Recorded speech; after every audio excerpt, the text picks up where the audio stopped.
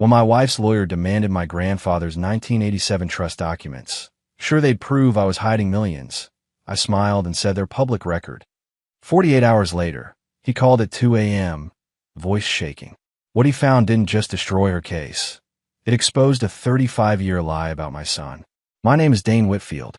I'm 62 years old, and for most of my life, I've worked with my hands, building boats, repairing hulls, turning raw fiberglass and marine-grade aluminum into vessels that cut through water like they were born to it. My grandfather, Gerald R. Whitfield, founded Whitfield Marine Construction back in 1964 in Beaufort, South Carolina. Started with a single dock and a dream. By the time he handed me the keys in '89, we had 3 facilities and a reputation for building yachts that made grown men weep. I married Adelaide Sinclair in 1992. She was 24, fresh out of college with a degree in marketing and a smile that could sell ice to Eskimos.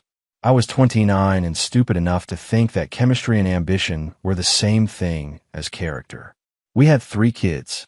Brandon came first in '90, 2 years before the wedding. Yeah, that kind of start. Chloe followed in '93, and Austin in '97. For years, everything looked perfect from the outside. Adelaide ran the business development side of Whitfield Marine while I handled operations. She brought in clients. I delivered the boats. We attended charity galas, hosted 4th of July barbecues at our waterfront home, smiled for Christmas cards. The whole American dream package. But underneath, something was rotting. I just didn't want to smell it yet. The first crack in the facade came 3 years ago when I noticed discrepancies in our business accounts. Small amounts at first. $5,000 here, $8,000 there.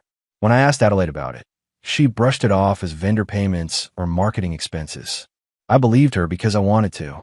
Because questioning your wife of decades feels like admitting you've been a fool. Then came the phone call that changed everything. October 2023. IRS office in Charleston. They wanted to discuss the Gerald R. Whitfield Family Trust, established in 1987.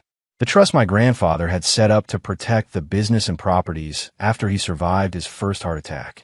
I hadn't thought about that trust in years. Honestly, I'd almost forgotten it existed. My grandfather died in 2003, and life moved on. The business kept running. Bills got paid. Adelaide handled most of the financial paperwork while I focused on keeping our crew employed and our boats seaworthy. That phone call was Adelaide's lawyer. He was very polite, very professional. He informed me that Adelaide was filing for divorce and requesting a full forensic audit of all family assets, including the 1987 trust documents. I remember standing in my workshop when I got that call, holding a pneumatic sander in one hand and my phone in the other. The smell of teak dust and marine varnish filled the air. Outside, 2 of my guys were pressure washing a 45-foot sportfisher we just pulled from the water. And all I could think was, she's really doing this. The divorce papers arrived on a Tuesday morning, delivered by a process server who looked like he'd rather be anywhere else. I was in the main workshop, supervising the installation of twin Caterpillar engines into a 60-footer we were building for a client in Miami. The sound of hydraulic lifts and power tools filled the air, but everything went quiet in my head the moment I saw that manila envelope. I signed for it without a word, waited until the guy left, then walked to my office and locked the door behind me. The office was small, cluttered with blueprints and marine supply catalogs, but it had a window overlooking the water. I could see 2 of our boats moored to the dock, their hulls gleaming in the morning sun. The petition was 23 pages long. Most of it was standard divorce language, irreconcilable differences, and equitable distribution. But page 17 made my blood run cold. It listed the Gerald R. Whitfield Family Trust as a marital asset subject to division. It claimed that I had maintained exclusive control over trust assets throughout our marriage, denying Adelaide her rightful share of family wealth. That was a lie. A calculated, deliberate lie. I never controlled the trust in the way she was claiming.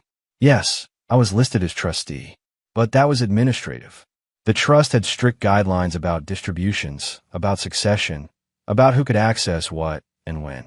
My grandfather had designed it that way specifically to protect the business from exactly this kind of attack. I picked up my phone and called the one person who would understand what I was looking at. Douglas Merrick. He'd been my grandfather's estate attorney back in the '80s, had helped structure the original trust documents. He was 78 now, semi-retired, but still sharp as a blade. Douglas answered on the third ring. Dane Whitfield. It's been what, 5 years? I need your help, I said, my voice steadier than I felt. Adelaide's filing for divorce, and she's coming after the trust. There was a long pause. Then Douglas said, forward me the papers. I'll review them and call you back within 2 hours. He called back in 90 minutes. Dane, this is bad. Her attorney is competent, but he's operating on false information. The petition claims you've been the primary beneficiary of trust distributions since 1987. That's not accurate, is it? No, I said. I've taken a trustee's administrative fee, but that's it. The business revenue goes back into operations and employee salaries. I draw a salary as general manager, but that's separate from the trust itself. Douglas made it sound like he was writing notes. Does Adelaide know the actual structure of the trust? I thought about that. Really thought about it. I explained it to her years ago, but I don't think she ever understood. Or maybe she didn't want to understand. She always talked about our family business like it was something we owned outright. The trust documents are going to tell a very different story, Douglas said. Question is, does she know that? Or is her attorney operating blind? I don't know, I admitted. Then we're going to find out, Douglas replied. I'm filing a response on your behalf. We'll request that all trust documents be entered into the court record as part of discovery. If she wants to make the trust a central issue, we'll give her exactly what she asked for. Every page, every clause, every signature from 1987 forward.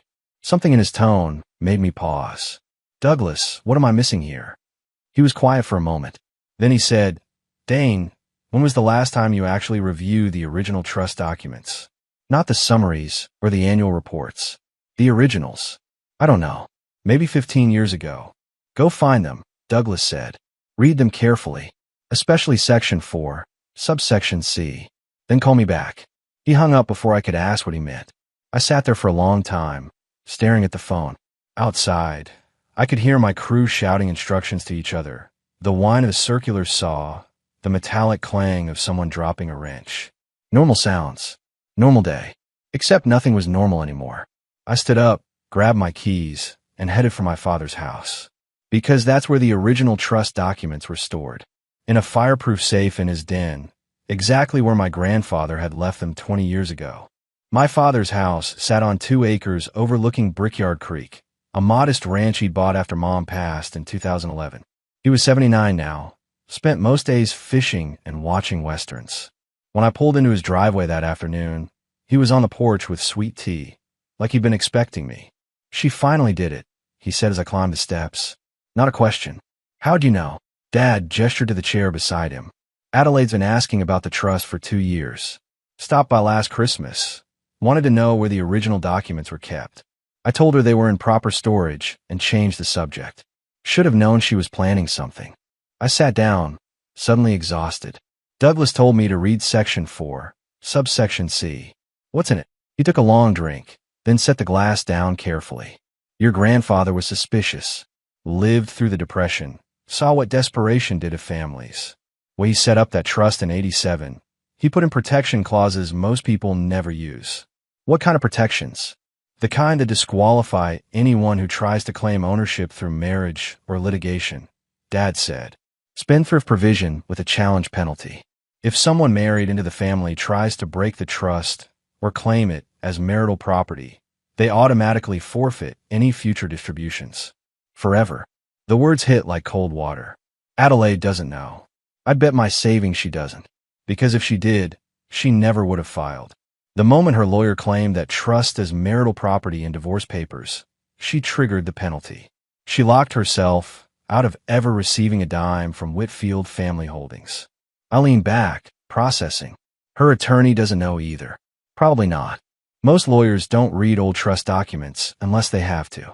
They rely on client information and make assumptions. We sat quiet for a while. A blue heron landed in the creek below, stalking through shallows. The sun dropped toward the horizon, painting everything gold. I need to see those documents, I said. Dad stood with a grunt. Follow me. The safe was in his bedroom closet, behind hanging shirts. Old combination lock. Dad spun the dial, and a heavy door swung open. Inside were stacks of labeled folders, some photos, and a small wooden box from my grandfather's desk. Dad pulled out a thick folder bound with rubber bands. Gerald R. Whitfield Family Trust. April 1987. Every amendment, every filing. Take these to Douglas. Let him do what needs doing. I took the folder, felt its weight. For decades of family history, all the legal architecture my grandfather built to protect what he'd created. Adelaide, in her arrogance, had walked face first into a trap she didn't know existed. Dad, when this comes out, it's going to get ugly. He nodded slowly. Son, it was already ugly. You're just finally seeing it. Your grandfather knew people show their true nature when money's on the table. That's why he built these protections. He was looking out for you from the grave. I left as the sun touched water, the folder secure in my truck. Tomorrow I'd take it to Douglas. Then we'd see how badly Adelaide had miscalculated. The deposition was scheduled for a gray Tuesday in February at Adelaide's attorney's office in Charleston. Modern glass tower downtown, all reflective surfaces and expensive views. I showed up in khakis and a polo, same thing I'd wear to the workshop. Douglas arrived in his rumpled suit, carrying a leather briefcase, probably worth more than my truck.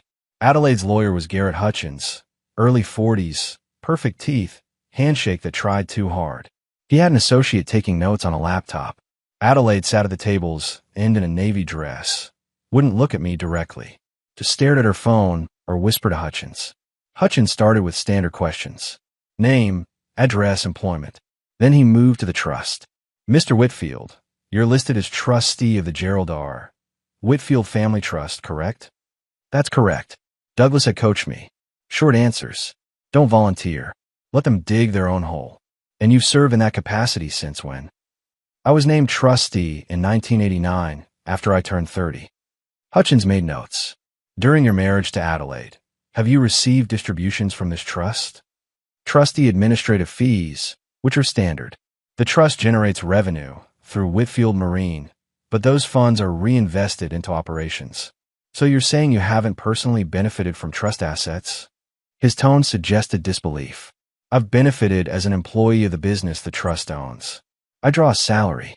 That's different from trust distributions. Hutchins leaned forward. Mr. Whitfield, we believe there are assets that haven't been properly disclosed. We're requesting full production of all trust documents from 1987 to present. Formation papers, amendments, distribution records, bank statements, everything. I glanced at Douglas. He gave a slight nod. They're public record, I said calmly. The trust was filed with the county. You can request certified copies from the clerk's office anytime. The room went dead silent. Adelaide's head snapped up. For 1 second, I saw something in her eyes. Not quite panic, but close. Uncertainty, like she just realized she might have missed something crucial. Hutchins recovered quickly. We'll be filing that request today. In the meantime, I want to make clear that we believe my client is entitled to 50% of all marital assets, including her share of the trust principal. Douglas spoke for the first time. Mr. Hutchins, I'd encourage you to review those documents very carefully before you commit to that position in writing, particularly Section 4, subsection C. And what's in Section 4, subsection C? Hutchins asked, confidence wavering slightly. Douglas smiled. Not friendly. You'll find out soon enough. Shall we continue? Or do you need a recess to consider your strategy? Hutchins looked at Adelaide. She was staring at me now, really staring, trying to read my expression. I kept my face neutral, hands folded on the table. We'll continue, Hutchins said, but sounded less certain than 5 minutes ago. The deposition went another 2 hours, but the damage was done. Hutchins filed his request for documents before we left the building. 2 days later, Douglas called. The documents are ready for pickup. Hutchins requested expedited processing and paid extra. Has he reviewed them? According to the clerk, he picked them up this morning. 43 pages. Every clause, every signature, every amendment from 87 forward. How long until he calls? Douglas chuckled. I give it 24 hours. Maybe less if he actually reads what he's got. It took 48 hours. The call came at 2 in the morning. My phone lit up on the nightstand. Garrett Hutchins's office number glowing in the darkness. I let it ring twice before answering. Mr. Whitfield, this is Garrett Hutchins. I apologize for the late hour, but we need to talk immediately. I sat up, turned on the lamp. I'm listening. There was a long pause. Paper rustling, someone pacing. When Hutchins spoke again, his voice had lost all courtroom confidence. It sounded thin, strained, like a man standing on a trapdoor. The trust documents. Mr. Whitfield, when we discussed the trust at deposition, your wife indicated she'd been promised certain distributions, that there was an understanding about her inheritance rights. And the documents tell a very different story. Section 4, subsection C. The challenge penalty provision. He paused. Did Adelaide know about this clause? I explained the trust structure to her multiple times over the years. Hutchins exhaled slowly. This provision states that any person who challenges the trust or attempts to claim assets through litigation automatically forfeits all future rights to distributions. It's ironclad. By filing this divorce petition with claims on the trust, my client triggered this penalty. She has no legal standing to receive any trust benefits. Ever. I let the silence stretch. Mr. Hutchins, I've been trustee for 34 years. I know every clause my grandfather built into it. Yes, I knew. Jesus Christ. The words came as a whisper. She told me you were hiding assets, that you'd manipulated the trust to exclude her. She swore she had evidence. Did she show you this evidence? No. She said it was in her personal files, that she'd produce it during discovery. His voice broke slightly. I filed motions based on false information. If the judge discovers my client lied to me, this could trigger sanctions against both of us.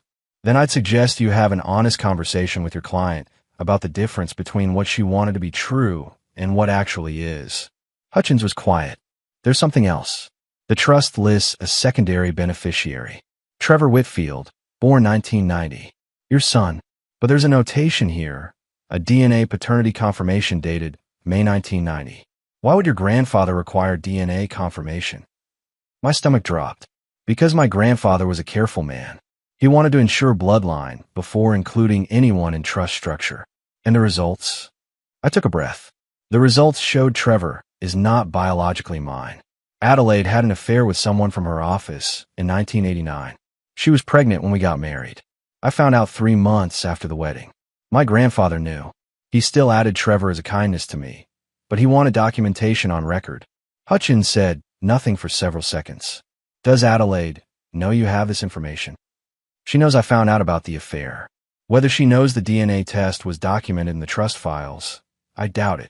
Mr. Whitfield, if this becomes part of the court record, the impact on your family could be devastating, which is why I've kept it private for 35 years.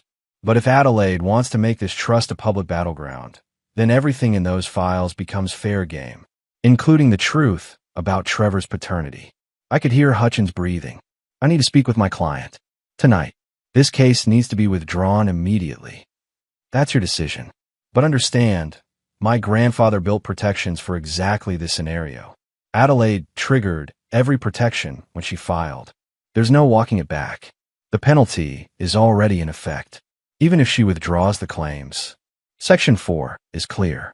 The penalty triggers upon filing, not resolution. Once you claim that trust is marital property, the damage was done. Adelaide is permanently disqualified. That's the price of her miscalculation. Hutchins let out a long breath. I'll contact you tomorrow through proper channels. Mr. Hutchins, one more thing. When you speak to Adelaide, ask her about the charitable foundation she claims to run, the Sinclair Women's Initiative. Ask her where the funding came from. You might find that interesting. What do you mean? Just ask her. Then check the state nonprofit registry. I hung up before he could respond. The room was quiet except for whine through the trees outside. I sat there thinking about the phone call that would happen in hours. Hutchins confronting Adelaide. Her realizing everything was crumbling. And Trevor, my son in everything but blood. If this case continued to trial, that truth would come out in public court records. I lay back down, but didn't sleep. Just waited for sunrise. Douglas Mara called at 7 the next morning. Dane, I just got an email from Garrett Hutchins.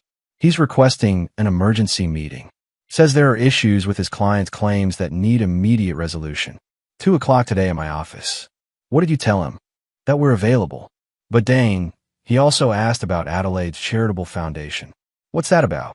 I poured coffee, looked out at the marina. Adelaide's been telling people for 5 years she runs a foundation focused on women's education. The Sinclair Women's Initiative. She's used it to get invitations to galas, to position herself in Charleston's social scene. But when I noticed money disappearing from business accounts 3 years ago, I hired a forensic accountant. He traced about $70,000 to an account Adelaide opened in the foundation's name. Except the Sinclair Women's Initiative doesn't exist as a legal nonprofit. Never registered with the state. Never filed for tax-exempt status.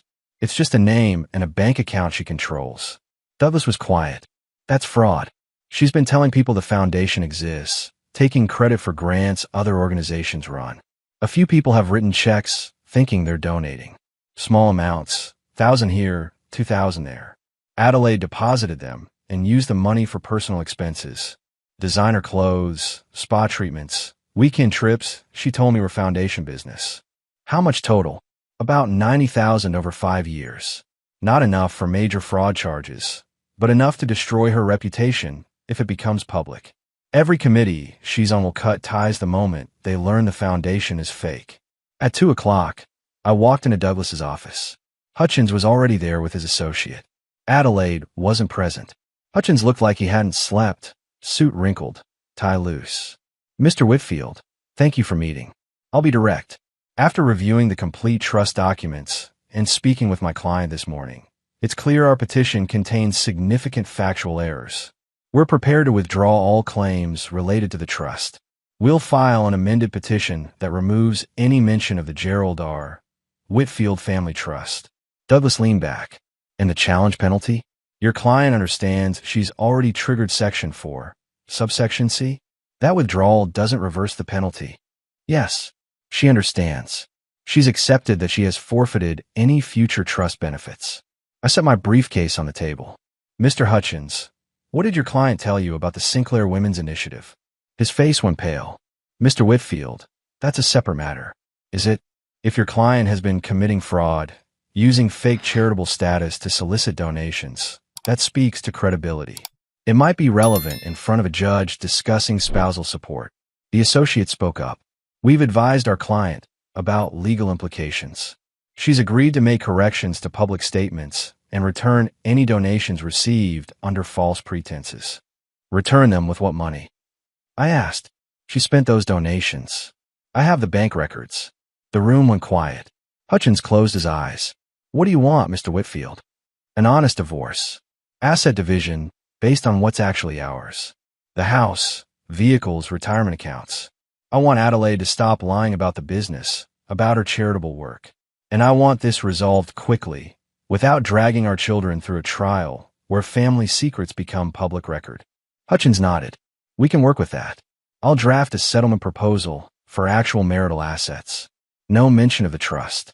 In exchange, you agree not to pursue charges related to the foundation. Acceptable. I looked at Douglas. He nodded slightly. Draft it. We'll review within 48 hours. But make sure your client understands something. This is her one chance to end this quietly. If she changes her mind, if she makes more false claims, then everything comes out. The fake foundation, the DNA test on Trevor, all of it. I've kept those secrets to protect my family, but I won't hesitate to use them if she forces my hand. Understood, Hutchins said. Later, Douglas walked me to the parking garage. Are you really willing to expose Trevor's paternity if this goes to trial? No, I admitted. But Adelaide doesn't know that. She's terrified of losing her social standing. That threat is enough.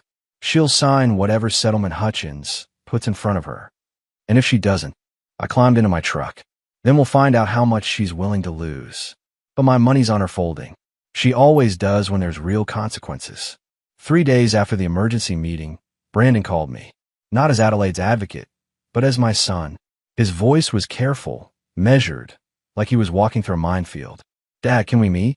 Just you and me. Not a law office. Somewhere neutral. We met at Waterfront Park, sitting on a bench overlooking the harbor.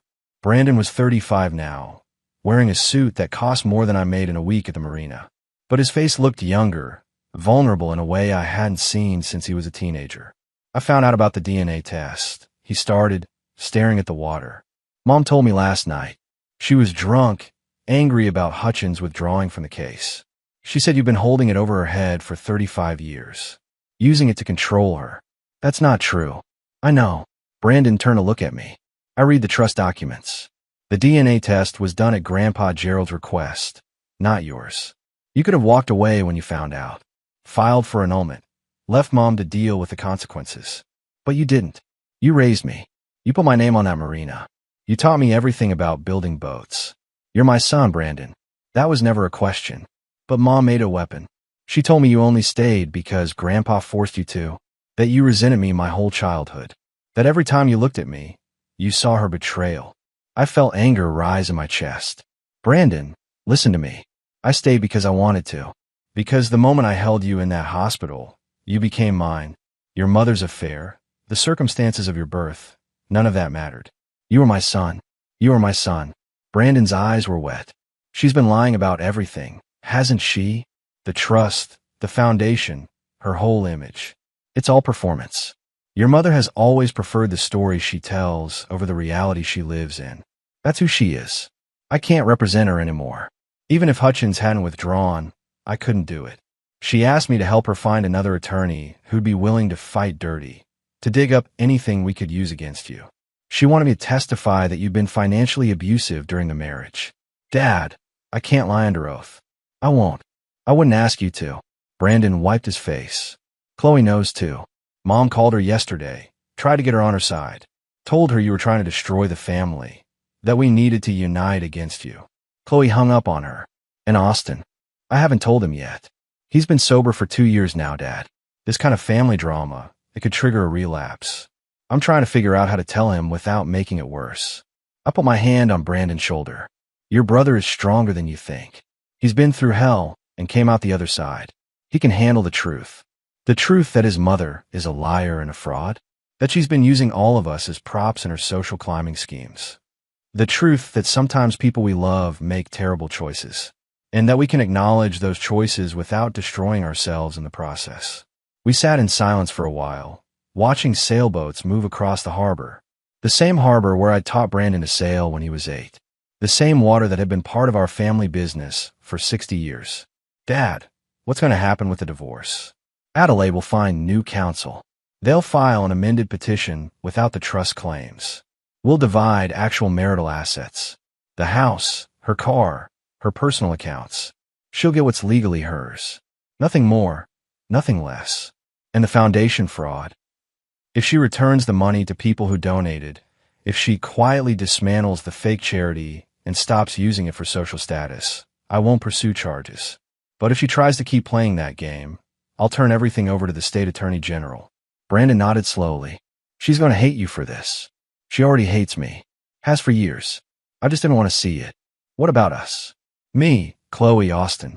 Does this change how you see us? I turned to face him directly. Brandon, you 3 are the only good things that came from our marriage. You're the reason I stayed as long as I did. You're the reason I built Whitfield Marine into something worth protecting. Nothing your mother does or says will ever change how I feel about you. You're my children. My legacy. That's not negotiable. Brandon broke down then, leaning into me like he was 10 years old again. I held him while he cried, this grown man in an expensive suit, crying for the mother he'd thought he knew and the father who'd been there all along. The settlement conference happened 2 weeks later in a bland conference room in a mediator's office. Adelaide showed up with her new attorney, a woman named Patricia Ryland who specialized in high-conflict divorces. Patricia had a reputation for being aggressive but smart, someone who knew when to fight and when to fold. Adelaide looked different, thinner, her makeup heavier than usual, trying to hide exhaustion that went deeper than lack of sleep. She wouldn't look at me when we entered the room. The mediator, a retired family court judge named Harold Brennan, laid out the ground rules. We're here to reach an equitable settlement of marital assets. The trust has been removed from consideration per amended petition. We're focusing on the marital home, vehicles, retirement accounts, and personal property. Everyone clear. Patricia spoke first. My client believes she's entitled to compensatory spousal support given her contributions to the marriage and the business over 33 years. Douglas responded. Mrs. Whitfield was employed by Whitfield Marine Construction in a marketing capacity. She received a competitive salary for that work. She's also been drawing from a personal account funded by business revenues without Mr. Whitfield's knowledge or consent. Our forensic accountant has documented approximately $90,000 in unauthorized withdrawals. Patricia's face tightened. Those were legitimate business expenses. For a charitable foundation that doesn't legally exist. Douglas slid a folder across the table. State nonprofit registry search. No Sinclair Women's Initiative registered in South Carolina. No federal tax-exempt status. No board of directors.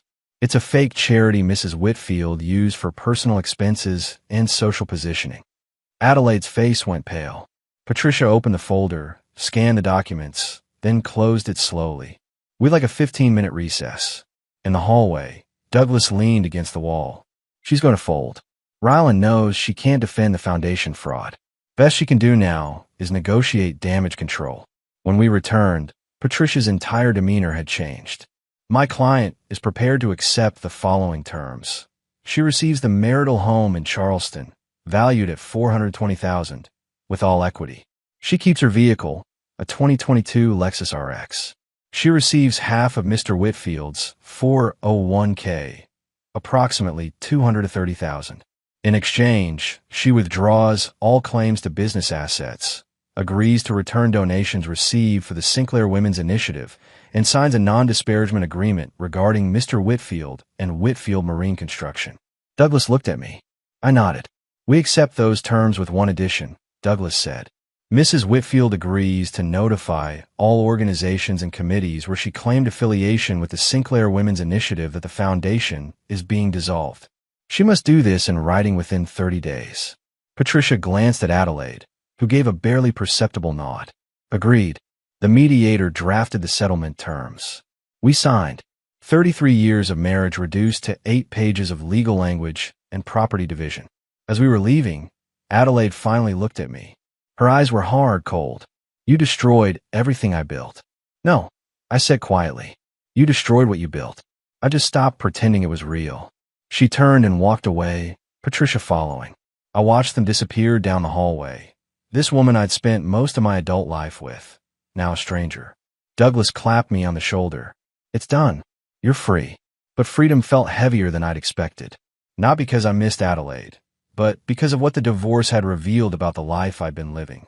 The lies I'd accepted, the truth I'd avoided, the years spent maintaining an illusion for the sake of keeping peace. I drove back to Beaufort alone, windows down, the salt air filling the truck. When I got to the marina, Brandon was there waiting, leaning against his car. It's over. It's over. He hugged me. What happens now? I looked at Whitfield Marine Construction, the boats in various stages of completion, the crew cleaning up for the day. 3 generations of work. My grandfather's vision, my father's dedication, my sweat and skill. Protected now, secure, no longer threatened by someone who'd never understood what it meant. Now, I said, we build boats. Same as we always have. Same as we always will. The scandal hit Charleston's social circles 3 weeks after the settlement. Patricia Ryland, acting on court order, filed Adelaide's notification letters with various charitable organizations. The Magnolia Foundation, the Charleston Women's Leadership Coalition, the Coastal Education Fund. All organizations where Adelaide had claimed board positions with the Sinclair Women's Initiative. The responses were swift and brutal. Organizations released statements distancing themselves from Adelaide.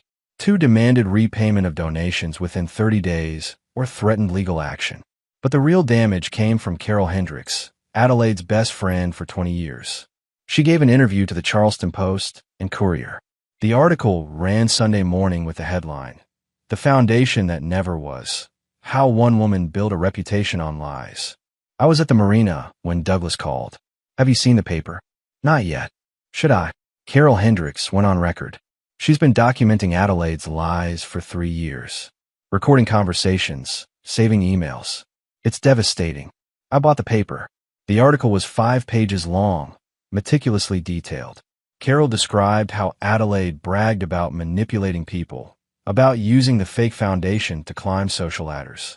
There were quotes, dates, specific incidents. The final paragraph hit hardest.